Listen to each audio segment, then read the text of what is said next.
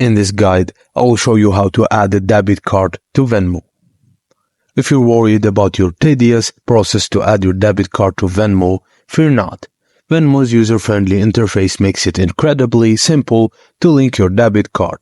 Just follow these steps. Begin by opening the Venmo app on your device and log in with your credentials.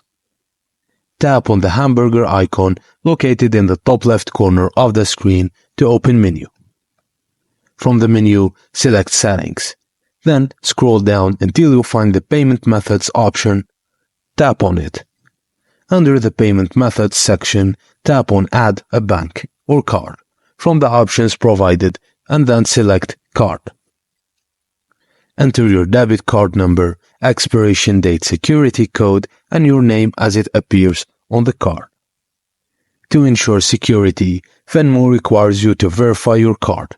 Depending on your preferences, you'll receive a verification code via email or text message. Check your email inbox or messages for the code, then enter it in the Venmo app to complete the operation.